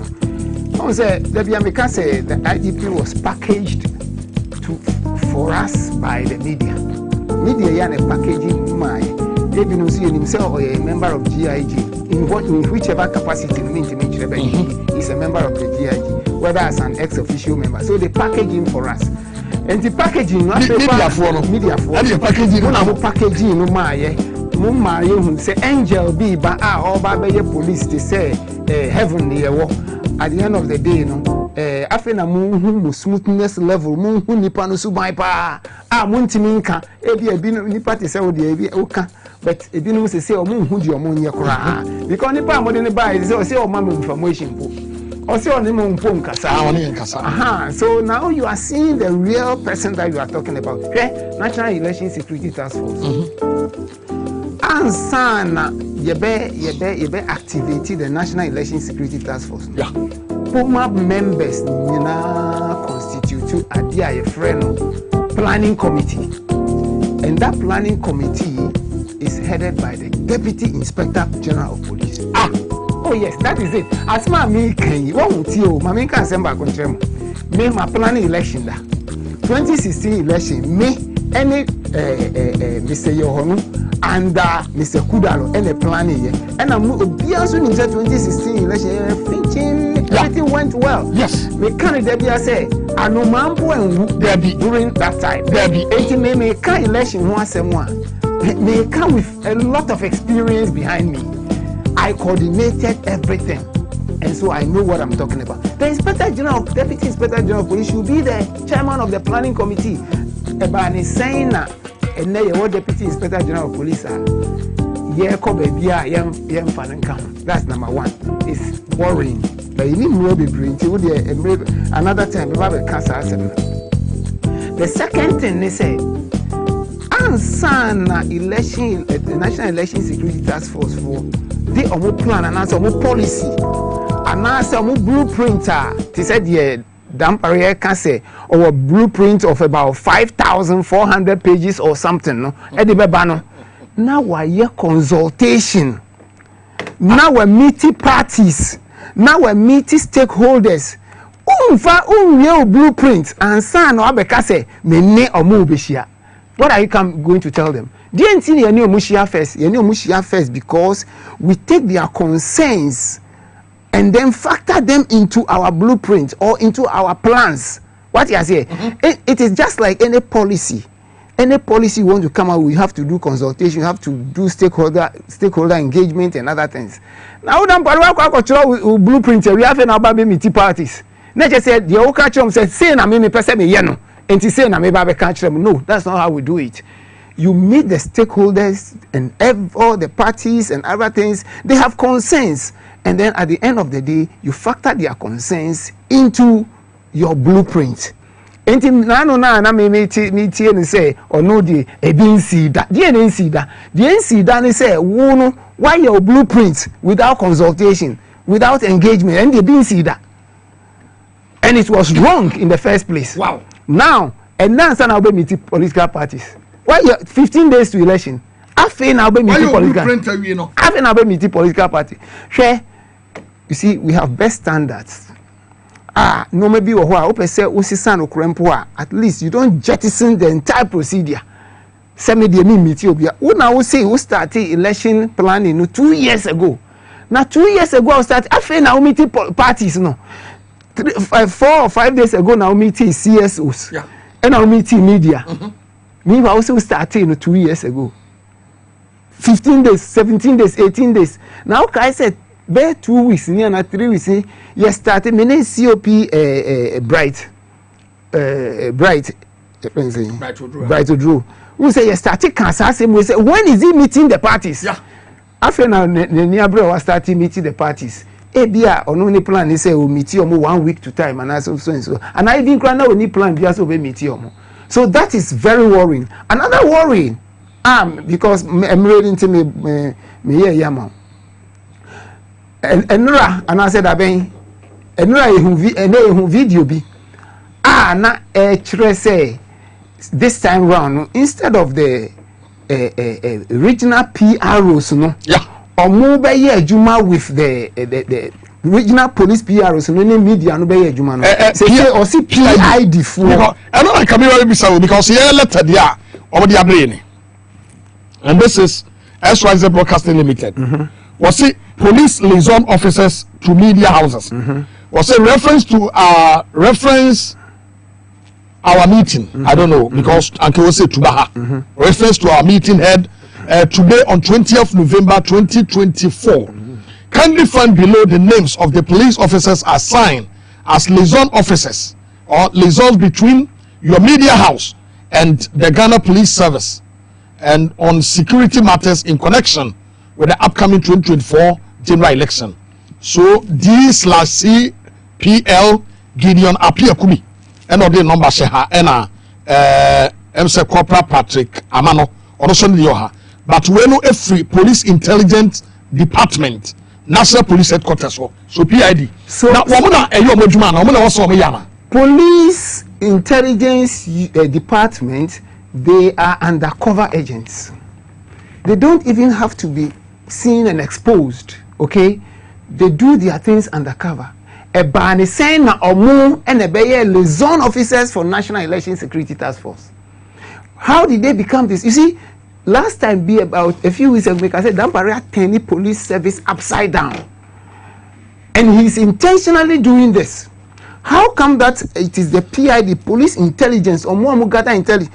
We have trained and we have even employed, recruited PROs into the police service. Juma appoint in the regions. We have not recalled them. So how come? And there is a PRO for Accra region. So how come? And our in office, our staff, Bani saying PID phone as you see on Baba. What is Dampare trying to hide? What is he trying to introduce? Is it something that he wants to cook? Or is mere incompetence? The fact is that so we say undercover for as say on liaison officers, they say there is something you want to do that we must watch. This election we must watch. We must watch it carefully, because what is it that it is only PID that will do? And a PID omo history so you need more Ghana ha. Omo history is saying. Omo history there, I'm not going to that one because your cause is here. I mean, it will be a different issue. Because you say, as part of the police, you need PID for. It's on bad being or saying. Meaning say PID and America said they gather intelligence because it's police intelligence department. But some more, no more BNI for. Now, you were NIB or you almost gather intelligence. Even CID for gather intelligence. And a police need gather intelligence. Now, I don't want to go into PID right now for good reasons. But the American chum say, because media issues are not necessarily always intelligence. It is about information. Now, when we talk about intelligence, you are talking about information that you have processed through a lot of that has gone through a lot of processes and confirmed and reconfirmed, counter-confirmed before it becomes intelligence. What you are saying? And you know, say the information be from National Election Security Task Force for bad media for what? Yeah. What is intelligence about it? It's information. It is mere information. Yeah. Now, if you want PID people to do some other undercover work, it's allowed, and that can be done. You don't add them as liaison officers to the media for what? For what? That parade is turning the police upside down, and everybody is looking on, and nobody is able to talk. No, Abaka said, "I'm doing something that nobody has done." What is this? This is common, and this is. I think somebody should be telling Dampare something. Somebody should be telling Dampare something. PID as media liaison officers. Yeah. Oh my God, where did we go wrong in the police service? Okay, you're so ACP Agbozo and I know Eshiana and Komono said your person and be a wutie inti say what say Owura Richard Japa eka say Kronua yet to aba mu no mo and I was able to protect here na e was hu esan say say baby a edura e was say PID4 and PID4 no so we ubisa say hwan mu a PID4 no ne omo magya omo abodwe seku ha ya wo mo hyehyɛ asomade mo bi mu de kaka motobi akatakata omanim bi mu enhye prosi atade obi won kra no a won hye prosi atade no bi krada da bia no bo so hye jeans fi bi ne na like they behave like never say ruffian guys here wo society no mu omo no mo ne mingle all the time said ye be ye betumi move on eti omo no eti eyame wonwa se omo mmom no na abato a yetwe omo bema media no information say ye hear information a ya ma ye nipa mienu ya ye pe bibia te a wo mo na ne ye be communicate. Wow. And this two no as someone be katre no I was say SYZ broadcasting funnel as funnel because and we don't have any other right to say ya be call multimedia na de dia mo mo ye no mo so akwa kasa bie ye dia ma ye ni etie dia mienu omo so na wo se ye no omo kasa eti de omo ka kire no eye fana eh okay mama mentande na bensai emra biem Bad Moses ebeboa pom bi nsem awie pay wate Bad Moses Clinic and Herbal Center Osia Fanto Ghana for nanim say what the adro bi abre friend Ceylon cinnamon na eboa mamogya de afusane ye kama esiesie ni padua no ema cholesterol free esiesie ni padua no cholesterol na asefo e free ni padua no mu ma ni padua no ye kama etunya Bad Moses garlic capsules no bia eboa wo Bad Moses Clinic and Herbal Center no esiesie ni padua no tso kama esa se wo kwayar sabia wo ho a Omojuma enono. Prostate disorders, sexual weakness, male and female infertility, hypertension, diabetes, sciatica, typhoid, malaria, stroke, and STI. Ni nyina no obo wurama eboaw emanije eba. Obo adenta beri omoni police station di nhwe mu. Accra Central AES of 4 dan mu. Ena aje kwadwo oni school for the deaf Kumasi ya henema kokoben. Ubetumi afre 0244 068 447 0244 068 447. Safari Valley Eco Resort and Yedru Mosono. Safari Valley Eco Resort, the best place on earth. Medical Katramo. Say Ghana help baby a FPA. Safari Valley Eco Resort and baby also do any tre. Hotel Papa bi na ura ho we say yes heaven ketuamu and am be wono. E ho FPA. It ya kona kokko chere na ura ho we say yes area no e kama e wo okre Adukrum side e ho e no wo okre district no mu obefre no 0596 9143 94 0596 9143 94 Mame Kamfo edu eba clinic SMB test na wode aba ya won adwuma no Mame Kamfo emfama na SMB test de minia emfa ni agro kra ana no menamwana be kofa ba bia Dr. Duwo no ni wura OPD ho adaka ni si wono na mete ano na mi tu ba ko ano bobi na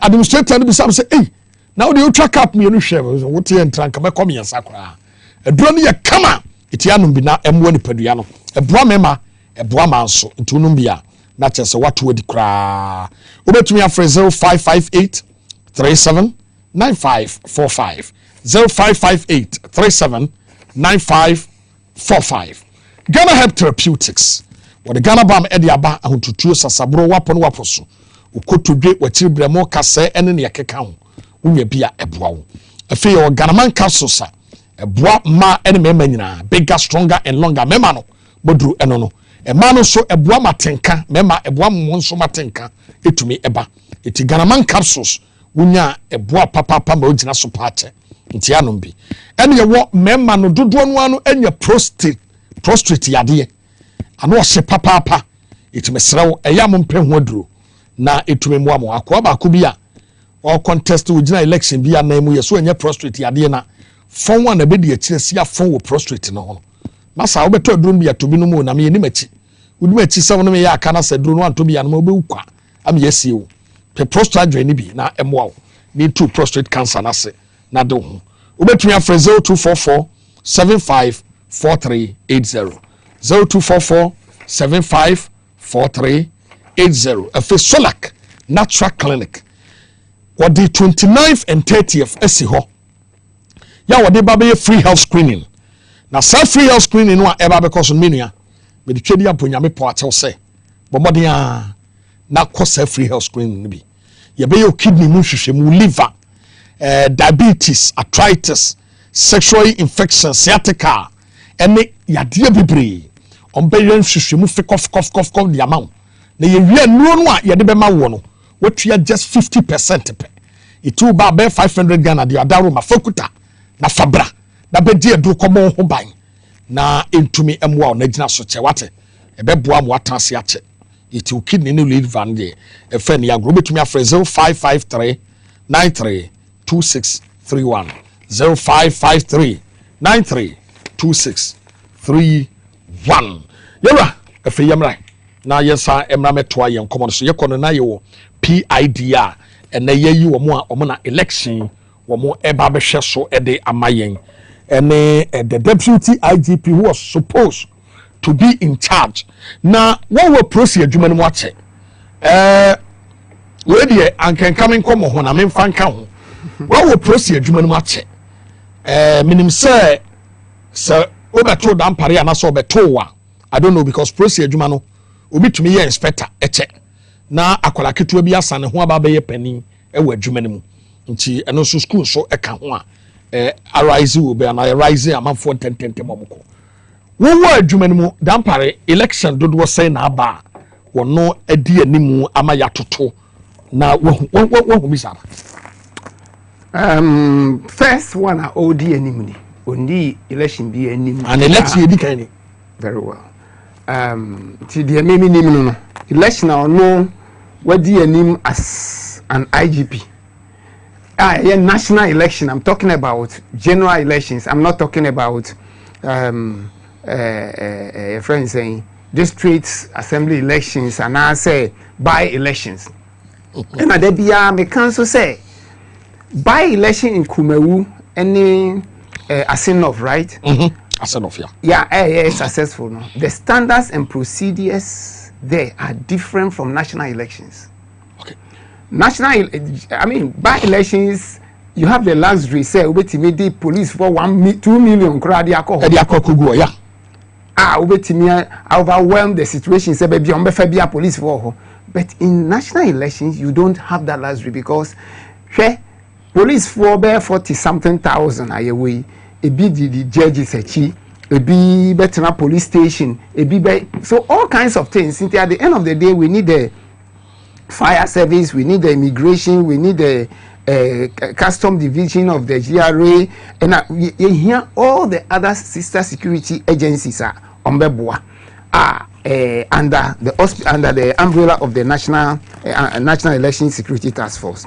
And secondly, so all the regional commanders are supposed to be empowered to be speaking out. But now you see, Dan Paris' policy is that nobody should speak but only him. And it is our policy or the Abase PID is another way of silencing the regional commanders completely. Because the say Lance Corporal something. Lance Corporal Kokasa. Because very good. So you don't have the right to call regional commander. Very good. You won't mean fair regional commander. But you hear Bibia or Fred Lance Corporal. Lance Corporal PID or Fred IGP direct Lanas or Fred a PID boss, not PID boss enough. So he is entrenching himself. You see, that's a sign of an autocrat. Nobody else must speak but him. And he has managed to extend this thing to the National Election Security Task Force. The National Election Security Task Force, there were one subcommittee, be a friend of media and publicity and other something in addition.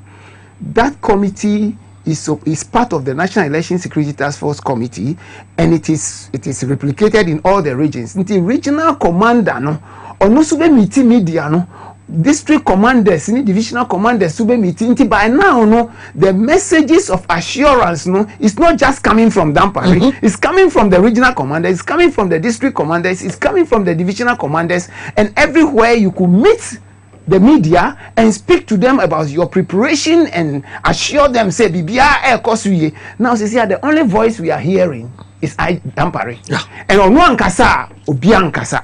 And that is too dangerous for us. It is just like Nanado saying, say, apart from Ebia or Nono, Obian kasa, the ministers, Obian kasa, Obian kasa. Sure. We can't have that. It is not done anywhere. And particularly for police. Why are police inside the National Election Security Task Force? Because you are the head, nobody else should talk. I mean, these things like that do not help at all. Now, about we are here, Babetui. Yenim say a person for no shabatos. But the yana you soldiers being so ignorant standby. Let me be so read that this same question say. Or say, omo share policies are any processes I was say omo faso and sana sojeni etumi aba eno kra no a particular police station bia ebia akasa basabesabiyesi ye so anu enye yi and sana wo mo aba aba me nso bi sa say na say me kwi me wo me sojafo be me ensa di machi as ebia minister ana me nam fofo no ena omo ne me nam ana sojafo be na enum bi gu me ka mu and Yakokudu, Yabawura, baby, Yakwa, Masasa, Yetu Yakwa, and also way. Sassem, we am a put to you now, Yan shall say, a point bang a yantimum for.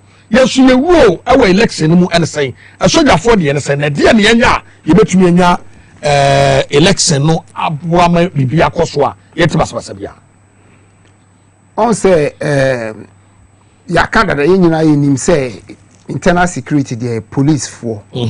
And our police are supported by immigration, fire, and other people. The military are also part of the national election security because they also provide security at another level. They may not be at the forefront for instance, it would be weird if we found any military officer at a polling station or collation center. It doesn't mean they will not deploy. And yes, soldier buying. And yes, soldier buying. And yes, sample. It doesn't. It's not done. It's not. It is by the civilian authority, and therefore theirs is different. But because they are also armed, and therefore we could use them as part of the security. But they also have some. For instance, I expect, say, strategically, the military high command will deploy during this period. They have their own strategy. For example, they could deploy around Boku. Okay. Where there is the situation is so fragile. It doesn't mean that even in Boku they will go to polling station. No, but they will deploy at strategic places in Boku just to ensure, say, in case of any firing, they can. Very good. They could also deploy in various places in Ghana where they will ensure, say, in case there will be person taking advantage of the fact, say, on that day, you have election, the police for attention or election, like terrorists in Burkina Faso and other places, fine, and also they can deploy. But they are not supposed to come to the polling station as we saw in Techiman South or anywhere, and if they come there, civilians must protect their votes. Mr. Mumfa Techiman South video no, and for entrust my many had you because you were pressing from a soldier for no munina a fire here and there. So Mumfa toss wabre you didn't come yura yentwaso. Yes, if you look at that video carefully, like Mr. Jakpa said, there is the need for investigation. Sure. Because soldier for no mobile honor, how did they come there? In case say, and anya Hong Kong is or other places. So the question is, in case say in this election, a man for Wana soldier for SNP, what would we do? Civilians have the responsibility to protect their own votes.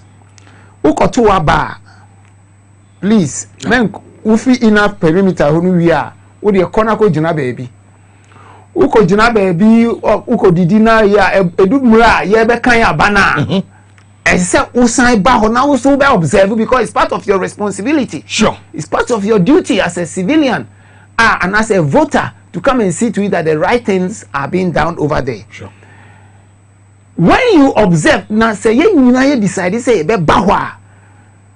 we must prevent any soldier from entering into the perimeter. Wow.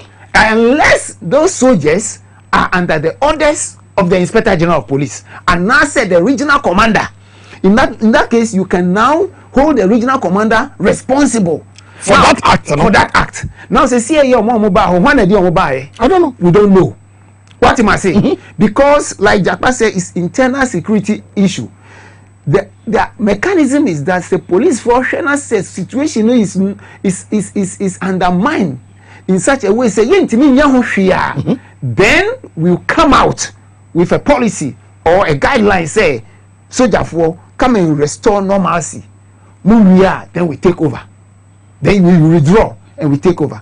But what we saw there was not to that extent. Say because security has been so much undermined. Say so it means a politician infiltrated it. Now assuming say these things happen again, the voters must protect their votes. Wow. Voters must protect their. It's their responsibility to protect their votes. It's their responsibility to ask questions. How many people will the soldiers kill? If the civilians decide that, look, we won't agree, you kill about 10, 15, 20. If they rush on you, they can disarm you. Yeah.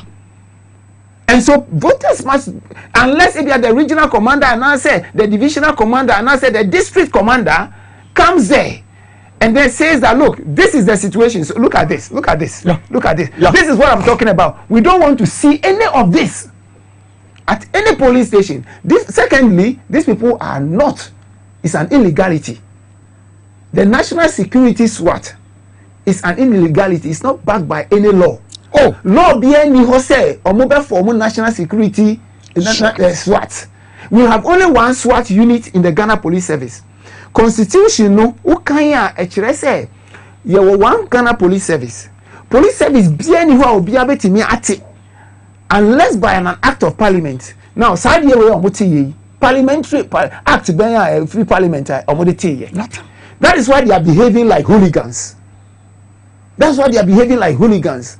Police for omo kra omo side we. One police for one say that tells you say, and we know so say the members of this so-called national security SWAT are political vigilante groups. Yeah. Because Akwaba could be about 1 year and say they are political vigilante groups. And the short commission has revealed to us, has confirmed, say some of them are from that place. And therefore we cannot entertain this kind of thing. And one thing as a political parties no insisting on is to tell the IG that apart from the military, I name say Omomba police station, correction centers, no national security SWAT teams, we don't want them anywhere near our polling booths or even in the patrols. They must not be deployed at all. Now the other question is this: what if somebody decides, say, okay, police atadi. And that is why we must be very vigilant. Okay? Yeah. Now, we must watch out for the faces carefully. Aside that, we must also ensure that the IGP, we must call on the IGP to ensure, say, Obia duty that day, or what we call the armband. So, okay, 2012, an armband was used. 2016, it was used. I don't know what plans the IGP has now. 2020, 2020, meaning, yeah, yeah. One problem is here. Now, say 2024, political parties need to who said there is a need. 14 to almost more than 2 weeks to election, we can still go for an armband. Obia what duty biano obetimabo. Yeah, no 2008 remain kai papa, but 2012 remain kai say armband ye yuzu ye. 2016 no ye yuzu ye. Until Timu say those elections were relatively peaceful, and 2016 was really peaceful. Now 2020 no omo yuzu. A man for she shenta de bi fair mu no. What would you see ye? Now election no omoba. Women say soldier ni waseta ma ayesen wodi bibi omo ayi bi wodi aha te se de hu wodi bibi akata na no ene na sefo etini party na hokora no a hu ni wie election se no ma na hu hia odi ma me fan start sa de we kura de minim ba bi afri hwe wo say ye ka PID fo asem na yesi omo dress somehow. Yeah. Se PID for no, their duty is to gather information and get intelligence out of it in normal. Na se sa no mo dress here. BNI for ni NIB for. So mo see intelligence. Sure. Didn't no mo do mo dress sa. Didn't na BNI for and na say NIB for o mo dress hu enyo mo hu sa enfam pay information. It means enya asumade a wa share na say odi ebe na we use na dey. But BNI for nya information much more maybe than even the PIDs. The PIDs. And it's ade na omo ye ne de. I'm looking forward to an IGP who will come in future and stop that thing. Oh yes, that beard. If you have excused beard, there are times you betima can say, no, for some reason, jaw beard. Now can infiltrate some camp and we are different. Okay. But it should not be something say, oh bia, now bia shasumadi, now you say, no, that should not be the culture. They say when man for momo. Yeah, because of the way they are behaving. When you see them, you can just identify say omuni. Yeah. But ube who be na ni and say NIB ni who say onwa because onu onko ye bibi obe shave obe jani beard and all those things go on. That's one. Sure. 2, police ni ye wo kwan ya ifa so share eche. Ye mfa nkata enim. One police ni odi chi akata enim da. Very good. Inti soldier for no so mo ba they are not even supposed to be there in the first place. Until they are not even supposed to dress like that. We must, as much as possible, prevent and ensure that the soldiers do not come to the polling stations. And I'm sure that citizens are ready to resist them. Yeah. Citizens are ready to mobilize and resist them. Over empty space. Because if we don't, that's what happened in 2020. 2020, we saw a systematic invasion of the polling stations by the military. Yeah. Not 1, not 2, not 3. As if say something was planned by the military. This time round, we must resist it. And nobody has been taken to task. They invaded the parliament, nobody bothered. They beat people in the Ashama, nobody worried. They do all kinds of things and nobody. And listen to what that Lieutenant Colonel said recently. It is sickening. Say Lieutenant Colonel say on the onyabe do ya no o bisa ohwe no so be start abo do say ya onu okura tu obetima jiwadu ya na jiusika obet. He was talking like a rebel leader, not a soldier. A trained soldier, but a rebel commander. No, we don't have rebel commanders here. We have all, and so when we are speaking, we know exactly what we are talking about. So they should not be talking as if nobody can talk. At the end of the day, the soldiers are not supposed to be at that place. And this national SWAT team, we must ensure that they are not deployed. And they don't go and wear police uniform and then infiltrate the police because we are watching and looking and we know them. Some of us know them, and so wherever we see them, we can recognize them. Thank you. What's the chapter crown of you move? The American church one is a more beyond dream say election we a baby tesa. No cry woman no. Because ocean woman air coswa we must be vigilant.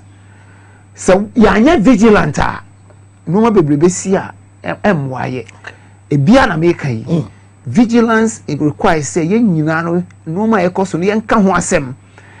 We must be bold enough to speak out against certain practices, whether it's from Dampare, whether it's from the president, no matter who is doing it, we must be ready to speak out. Let us not pretend and be in bed with bad things, so that at the end of the day, peaceful election does not just happen by chance.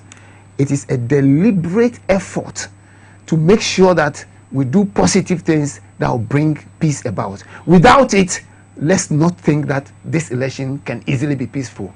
Otherwise, we will be pretending. And so peaceful election will not happen unless we take steps to ensure that they happen. And some of the steps are to ensure that soldiers are not deployed at the polling station. They don't surface when the counting is going on, because there were no problems at the Chimansaf. If there was problem, the people were able to they are able to solve it themselves. And people are insisting on their rights, they must insist on their right. And this national SWAT should not be deployed because Yawasu West Wagon. And therefore we don't want them anywhere. And they are illegal. They are really illegal. In fact, at a point in time, Kamediomo Kokot. But for some trial na me go through into man for man Kokot. And they may work on. Okay. Yaramase. Ya di jumadi no AC. And yene yura ACP apozo. And yene no Asia. Yene Richard Japan so Asia. Uchedi aponyame ya aduma Thursday so. A Tuesday and Thursday. Yebesan Asia. Say no. We are still in the revision week.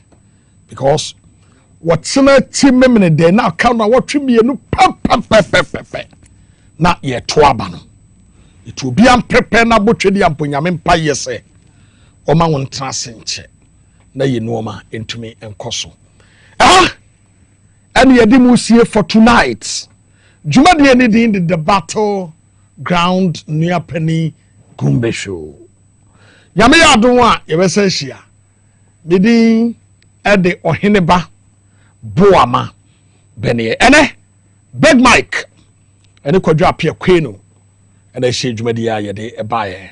Kofida boy ene wuri ene ne omotre studio ha hwe ma camera ekoso. Raf ena ene hwamu na Peter ena Raf ene edom ni nyina no so eboa mrantie bi so aba be gumpa omo so eka ho ene yede dwumadi ede brem ne otwedi aponyame ya adom a yebesan ahia dem Facebook no as usual IGP Dampare be me yesa delete biem because program na ye no yabo ne din dem mu ko Facebook na wo video no a enwore ko XYZ broadcasting na ewo YouTube obekọ ko hu video no wo ko na kokko hebi Facebook no de ye de amane hulere yenim se enue kura na delete dem wo ko YouTube no a obenya video no ho no akọ hwebi twedi amponyame ɔka ho na ɔnyɛ ɔkɛseɛ for tonight yakramo bye bye